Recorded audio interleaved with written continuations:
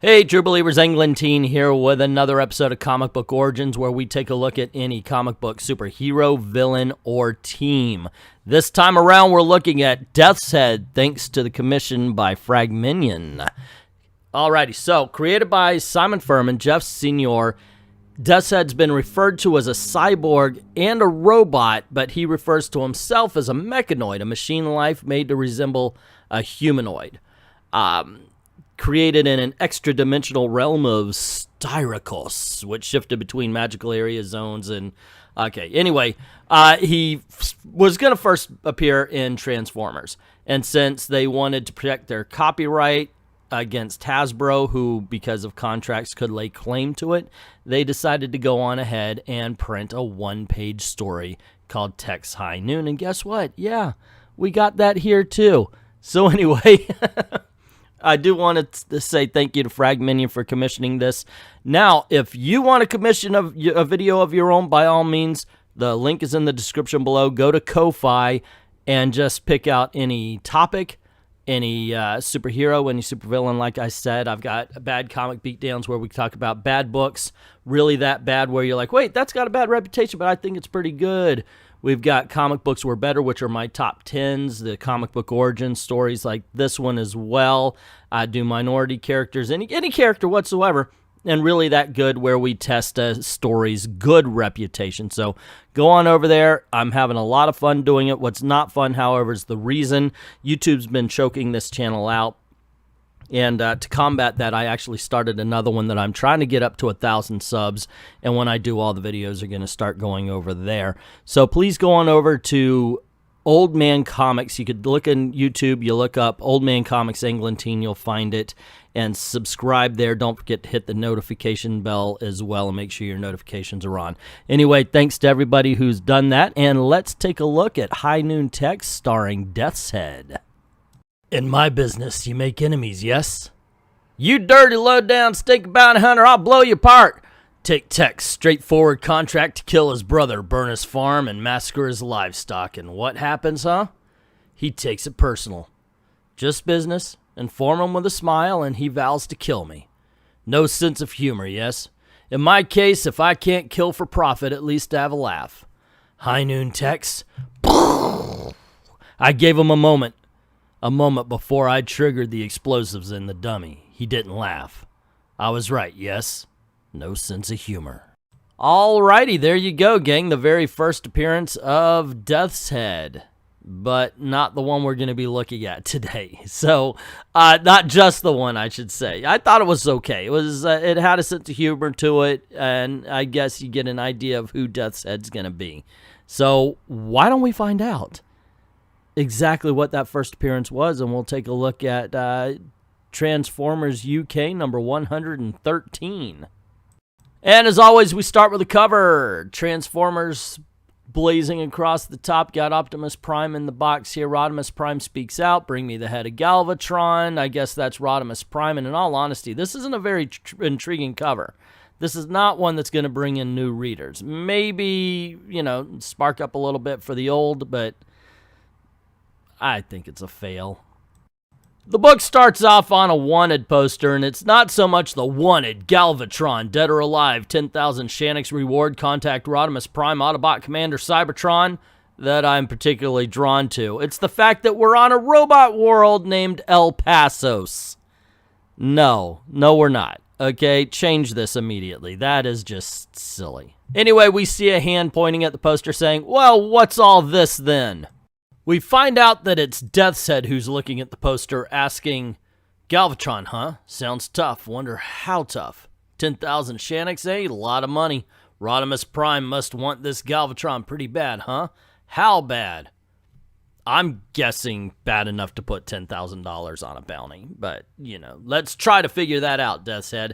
So the bartender's like, wow, yeah, he should be offering more for a bounty hunter of your caliber, which kind of pisses Deathshead off, and he says, I'm not a bounty hunter. Don't like that term, understand? Freelance peacekeeping agent, yes? For certain financial remunerations, of course. And then Deathshead asks, why does Rodimus Prime seek Galvatron? And the bartender says, well, I suppose it all began when the Planet Eater Unicron decided to destroy the Transformers' homeworld of Cybertron. The planet's 2 moons were consumed first. And it looked as though Cybertron itself would soon follow. In either mode, it became clear that nothing could stop Unicron. But while the battle was being fought outside, a far more crucial struggle ensued inside Unicron. Galvatron, the mighty Decepticon warrior created by Unicron himself from the broken remains of their once leader Megatron, fought the young Autobot Hot Rod. By rights, Hot Rod should have died, but the Autobots' creation matrix, their sacred life force, was to prove his savior. At Hot Rod's touch, the casing opened, releasing the full power of the matrix.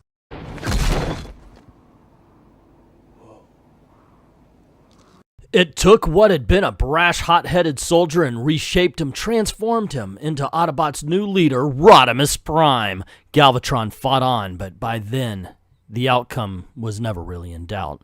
Once his foe had been subdued, Rodimus Prime hurled Galvatron through Unicron's metal hide and out into deep space to his almost certain doom. Oh look, this is in the Transformers movie. I gotta see that sometime. Once the Matrix had done its work and destroyed Unicron, Rodimus Prime must have thought his troubles were over. Not so. Little confession here, guys. I'm not the biggest fan of Deathshead. This was a commissioned video. Thank you very much to FRAGMINION. Also, I'm not the biggest fan of Transformers, so in all honesty, everything that bartender just said, I have no idea what any of it means.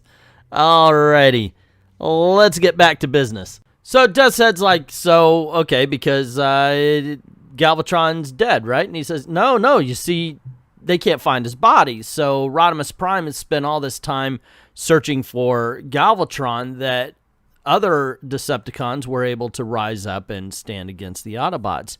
And Deathshead grabs the poster and walks away. The bartender's like, hey, where are you going? He says, I'm going to go find and kill Galvatron. That doesn't exactly excite the bartender. He draws a gun saying, not before you pay for those 3 quarts of oil you just downed. And Deathshead's like, whoa, throws a card on the table, says, hey, take this, it'll settle the debt. But when the bartender looks at the card, he's like, hey, wait, this is blank and worthless. And that's when Deathshead basically beats the teetotal heck out of him. And then walks away, not paying. That's kind of rude. And so Deathshead begins his journey to find Galvatron, figuring that, hey, you know what? His lieutenants, his right-hand men, they're the ones that are going to know where he is, or at least have a good idea of it. So he says to himself, as Cyclonus and Scourge, it follows that they, if any, would have been taken into Galvatron's confidence, and may know where he is, which is why the first port of call in my search for Galvatron is Cybertron. Wow, I know some of those words must have meant something to someone out there. Unfortunately, not to me. If I were to learn it, that meant I had to have paid attention to the Michael Bay Transformer movies, and that's too much to ask of anyone. Then we cut to Cybertron, where Scourge and Cyclonus, or whatever his name is, are flying around saying, hey, that Shockwave's a douche, and he thinks he could order us around, and we're tired of him. I can't wait to see his face until... And that's when Deathshead steps up and says, Galvatron returns, and they're like, say what? And he's like, I'm Deathshead. You heard of me, yes? Because people in the UK answer their own questions after they ask them? So Deathshead says, figures you guys know where he is, and you're about to tell me that. No, we aren't. And they start shooting at him. And he's like, oh, man, you guys just got to understand. You got your superiors. And like Scourge is like, I heard of you, bounty hunter. And he does the whole I don't like bounty hunters speech. And then Scourge actually lands a shot on Deathshead. Oh, it was Cyclonus. Sorry, I got it wrong. Anyway, Cyclonus knocks him down. He runs up with this big old metal bar and he tries to hit him, but Deathshead raises his hand. He's like, you die! And Deathshead says, I hope you won't think me rude, Cyclonus, if I reserve that fate for you. And he belts Cyclonus right across the face. I'll give you one more chance, yes? I'm going to ask you where Galvatron is. Give me the right answer, and you walk. Give me a wrong answer, and I'll make you wish you never created. So tell me, where's Galvatron? Wait, whatever else he is, Galvatron's not worth dying for. I'll tell you what I know, or at least what I suspect. And later, Mission 531, log tape continues. Cyclonus talked, and what's more, I believed him. Seems he, Scourge, and Galvatron once time jumped using this equipment 20 years into the past of a distant planet called Earth. He reckoned that if Galvatron had fled anywhere, it would be to the same past. I agreed. So look out, Galvatron. Look out, Earth. Look out, 1987. 'Cause here I come. Next, First Blood.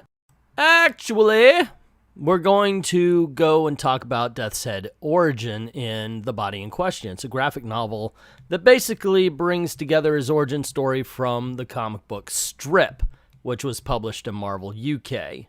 And I apologize for being brief while telling the origin story, but it's a 60-page graphic novel and it would raise the time of the video to 40 minutes. And let's make it a little bit shorter than that if we can.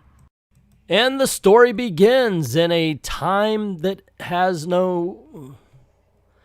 And the story begins in a place that is not a place, a time where time has no meaning, and we see a guy running. He says, didn't lose him, gotta get away. No, spikers. Can't let that stop me, and he bursts through these things that previously he was afraid of, only to land in what looks like a huge mud puddle at the bottom. And then finally somebody comes up behind him. He screams, "Good hunt, oh yes. Not great good, but satisfying. Oh yes, satisfying." But the prey decides he's tired of running and turns a gun on his stalker, who grabs him by the face and says, "No, no techno today. Just magic," and with a bright light, he fits a glove on him and says, "Good fit," and we see the man burned in the mud puddle. Good fit. Then we cut to yet another man running. A place, namely New York. This is a place, a time, specifically October 2nd, 2020, where time has meaning. And the guy's saying to himself, "Time I was out of here. Got to get to a place where I can lie low. Fingers don't fail me now, and ow!" And he sees a big arm grab him by the coat through a windshield. And of course it's Deathshead who pulls the bad guy out of the car, and yes, you're about to find out that he's a bad guy. And for some reason, Deathshead's really curious about his insurance. I know they're trying to joke, but I think they lean a little bit too hard on it. But the guy ends up getting away, and this starts off a merry little chase where, of course, he calls him a bounty hunter, and Deathshead gets mad about that. Gotta admit that for the first time I was reading it, I was like, well, you know, they are just kind of throwing away a couple of pages to show us a chase. It's like when they add on a long car chase to an action scene just to pad the time. However, I do have to say I like the sequential art. It tells the story. You don't have to read the words to understand what's happening. The chase leads up to a cop who holds his gun on Deathshead, and, you know, because Rogan's like, "Whoa, dude, Deathshead's trying to kill me." And Deathshead's like, "Do you know who this is?" And when he hears the name, the cop's like, "What?" And Rogan knocks him out and steals a space bike and tries to get away. But, of course, Deathshead is having none of that, ends up jumping it onto him from above and wrecking both of them, basically. Rogan still tries to make his escape, and Deathshead says, well, they want him alive, but dead's good too. Kablam, and shoots him through the chest. Well, conveniently or inconveniently, Rogan dies in the arms of a woman who yells at Deathshead, and Deathshead's like, "What are you talking about? He's a rabid dog. He has to be put down." But for a moment, he's like, well, is she right? But we find out from the cops who show up and pick her up that her name's Acid Alice, and she is his partner. And the cops are like, well, that bounty hunter looks sad, but he should be proud of it. And he's thinking, you know, well, maybe I am in it for the hunt rather than the profit. But he likes the time he's in, at least, because he doesn't have to deal with any delusional kids who think they're Deathshead partner. Cut to a delusional kid who thinks he's Deathshead's partner, who says that he's going to be meeting some woman that called him up, said they had a job, but he wasn't going to show up, but he's a little curious to find out what it's all about, so here he is. And that's when a vulture shows up, but the kid's like, "Whoa, dude, you're not Deathshead's partner. I'm Deathshead's partner." And I kid you not, that's the dialogue. He's arguing with a bird about who's Deathshead's partner. So finally, the woman he's looking for shows up, and she's like really statuesque, and she's like, "Hey, where's my husband?" He's like, "Yo, what?" So he tries to be smooth with her, but she's not buying it, wraps him up in a whole bunch of dark shadow bands that she calls her ex-lovers, And he says, well, I don't know where they are. And she says, you don't have to speak, just think. And finds out that, hey, he actually doesn't know where Deathshead is. And she's like, okay, you guys can kill him. But then she hears, no, the kid's mine. And she yells, LIVESTREAMS. And we see some black guy jump from the top, and he's all frothy at the mouth, yelling, name's Big Shot, sister. You want to stay in possession of all 4 limbs? Back off now. Deathshead owes me big, and I intend to collect. And he's just yelling and screaming about how this brat's his way to Deathshot, and oh, what's going on? And the kid, while they're arguing, says, well, I'm glad I brought along a way to chicken out. And the LIVESTREAMS guy just yells at the woman a little bit more, and she says, okay, you can have him, but he's escaping. And we see the kid escaping towards a spaceship that he called up from the bottom of the ocean, and while he's running, he's cursing Deathshead for not being there, and he's like, dude, if you escape through time again. And the woman is hearing his thoughts, and she's like, oh, okay, time, of course. That's why you stayed hidden from me. I dreamed this world, not its past and futures, but now I have you. And we see that LIVESTREAMS is still holding on to the spaceship as they go through some sort of warp, but the woman's yelling, go to him, Big Shot, find Deathshead for me. And that's the end of the first book. Honestly, I heard this was the origin of Deathshead, but I'm not getting anything very origin-y out of it. Book 2 begins with someone watching the woman, but he's just, in all honesty, the dialogue's nonsensical. And it isn't exactly clear what the motivations are here. Then we cut to 2020, where we see the ship landing in some sort of docking hallway, sort of alleyway kind of thing. It does a little bit of a crash landing, and we see LIVESTREAMS seeing Deathshead, and Deathshead just kind of looks surprised because he sees his partner wannabe and Vulture and LIVESTREAMS yelling, revenge! And we see LIVESTREAMS still frothing at the mouth, and he's like, oh, revenge! And Deathshead's like, this isn't fair, and the partner guy's like, get down, and then LIVESTREAMS shoots him in the head, but Deathshead's like, dude, there's no profit in revenge. But then LIVESTREAMS jumps at him. Words, just words. You always talked a good fight, robot, but words won't save you this time. I am the Avenger, the instrument of her vengelust. I am death. And Deathshead's like, you're a loony. And LIVESTREAMS punches him in the head. Don't talk, just die. So Deathshead's a little bit confused about the her that LIVESTREAMS is talking about. And LIVESTREAMS is like, don't play dumb. But then the cops show up and they're like, hey, get off the mechanoid. And LIVESTREAMS is like, no, and fires and shoots one of the cops off of his little sky scooter. And Deathshead uses the distraction to knock him down and said, I don't understand the revenge thing, but I sure am going to enjoy the next few minutes. So Deathshead and LIVESTREAMS fight while the cops kind of cheer on Deathshead in the battle, talking about how to barbecue him, I think. I think that's what the dialogue is. And LIVESTREAMS is all, dude, you're just a bounty hunter like the rest of us, and you enjoy it. And Deathshead's like, whoa, I'm not like you. And LIVESTREAMS takes the time of the distraction to barbecue Deathshead and yell, die! Which has the potential partner and the Vulture worried as and LIVESTREAMS is just like, die, die, die, die, as he's heading towards the Deathshead's body as it's falling and laying on the ground. He is going to die.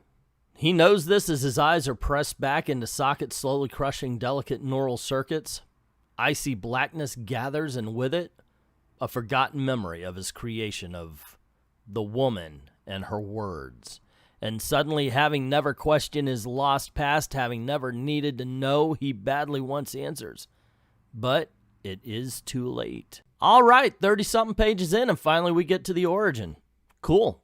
But before LIVESTREAMS can land that final blow, a blast of energy knocks him away and holds him up against the wall, and he's yelling, but I had him.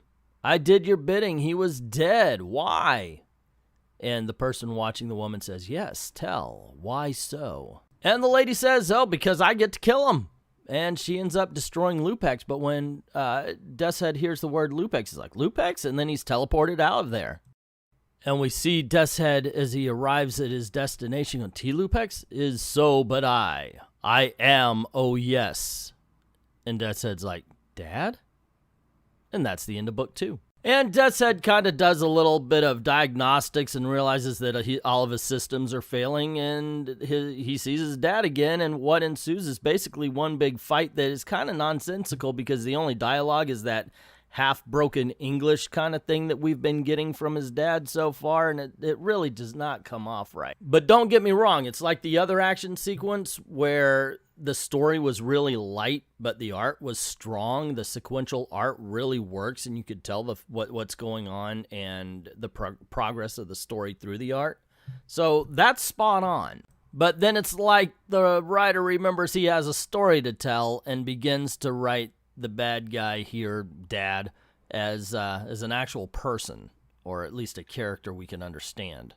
And in all of his ramblings, he calls himself LIVESTREAMS, which makes you think, okay, the other guy was being controlled by him as well, and he's talking about wanting to take over Deathshead's body, and Deathshead's like, well, you know what, there's not too much energy in this body left, and if this guy is my dark side, if I fall into being a bounty hunter like him, and then he just begins to remember. And I do have to say, I am a bit irritated. I'm done with the guy's Yoda talk. It just bothers me. I'm sorry, it does. So anyway, they're looking at the woman and they're saying, aha, better, oh yes, than you I am, she thinks. Cheated, she believes, cheated of her vengeance. The youngling and the bird on them will she vent blood-red rage. And Deathshead's like, big deal. Well, on second thought, rather like the vulture, yes? Enough before they hunt a final gift to you, your past. Welcome home, body, to the world you never knew birthed you. Strikos. It's Tai Rejuda am I, oh yes, as master of the striken zone. None dare challenge, alone I wield the magic and techno. Not meant to contain such power for long were mortal flesh and bones, and soon another vessel had to be taken. And yeah, that's why I'm done with the Yoda speak. But the origin continues. Again and again, all that is LIVESTREAMS passed from shell to shell. Each time between my power grew more, and the vessels emptied yet faster. So the child of magic and techno was birthed, a metal body mighty enough to forever contain my energies. But before father could become son, gone you were beyond my reach, oh yes. So why give me a personality, eh? Easier to possess a mindless body. And he says, just keep talking. Not my work, another fashioned your mind. Pyra, I thought, not so, Pyra. Beautiful, deadly Pyra, came to me, she did, loved me, thought. So Deathshead uses his distraction to attack, but unfortunately it's not successful, and his father blasts him, yelling at him and calling him body. That's gotta hurt. And Deathshead tries to kill him with his gun, but unfortunately it doesn't work. And LIVESTREAMS says, well, sometimes techno works, sometimes magic. And he blasts him over the edge and says, run, the hunt begins. Which I think is stupid. He's right there. Why send him off to be hunted when he's right in front of you? But as Deathshead lands, he's like, okay, the guy has no idea what he's up against. I got completely rebuilt in 8062. It's more than just superficial. He may not be so superior after all. I'm beginning to see a pattern. As he's thinking this, he gets shot in the head again. And there's LIVESTREAMS saying, enough. Over is the hunt. The realm is techno if you claim the body as your own. But Deathshead decides he's going to run away instead, and this makes the bad guy proud. He's like, hey, I broke the hunter, and as he's thinking to himself, well, all he has to do is wait for me to die and take the body, the bad guy just kind of bursts up in what looks like blood and volcanic ash, and he speaks his Yoda speak, but Deathshead creeps into this particular building that he's standing near. But it seems like it's not enough. As Deathshead climbs the stairs of this particular building, he just kind of gives up. He realizes there's nothing left. And the bad guy there, LIVESTREAMS, is yelling, aha, I am the master of the hunt, and it's all about the hunt. And LIVESTREAMS catches up with Deathshead, and he's about to put his essence into him. He realizes, wait a second, my magics don't work here. Deathshead's like, but I am fully functional, and then stabs LIVESTREAMS through the chest. Which looks like LIVESTREAMS is about to explode from, while Deathshead kind of taunts him. Rest in pieces, yes? Or farewell to arms, perhaps? Tch. No literary appreciation, some people. And like in Lord of the Rings, Lupex runs off the edge of a tower and just lands right on the ground where Deathshead's like, ha! And I hope it takes you a long time to die. You thought you were better than me, go spit. That's basically what his dialogue says. So Deathshead decides he will kill him and telling him that, hey, look, you know, I don't get off on killing. I do it for money or for survival. And as he lands the last blow, he's like, wait a second, who's going to give me a ride home? And he sees that his mom's behind him as she's saying, hey, you got my sense of humor. And she tells Deathshead that, yep, everything that man said was true. I was there to steal his secrets. And she was even the one that gave Deathshead his personality. And the reason she gave the personality was because it contrasted the way that Lupex killed. And he knew that she knew that if Lupex tried to possess Deathshead, he would fight back and kill him. Or so she thought. And so she tells Deathshead, hey, enjoy your freedom. And the partner's like, dude, you gonna let her walk away? You should go kill her. And he's like, there's no profit in that. What you gonna do? Parents, right? So there you go, gang. 2 first appearances and an origin story of Deathshead. What did you think? I thought that the first 2 were fun, and the last one was okay. They spread it over a couple of books, and I did not like Lupex's Yoda talk. That was starting to irritate me. I'm glad he's dead. Anyway, let me know what you think in the comments below. Don't forget to click like and share, subscribe, hit that notification bell if you haven't done it already. But YouTube needs you to turn on those notifications on your cell phone and everything before they actually work. Also, if you don't mind helping out the channel, go on over to what is it called? Patreon or to Ko-Fi. Drop $1 in the till. You know, help us keep the lights on. This is the way we're trying to make a living. You know, help us keep making videos for you. And speaking of making videos for you, if you want to commission a video like FRAGMINION did this Deathshead one right here, go on over to Ko-Fi. Once again, links in the description below. And pick a topic. Any topic will do. Pick out a character or anything like that. And just tell us which one you want us to do. I'm looking forward to seeing what have you. Sometimes it's good, sometimes it's bad, but it's always interesting to see what you guys come up with. Anyway, I'd like to thank everybody who's already done this. And to everyone, all of the true believers, thank you very, very much for watching.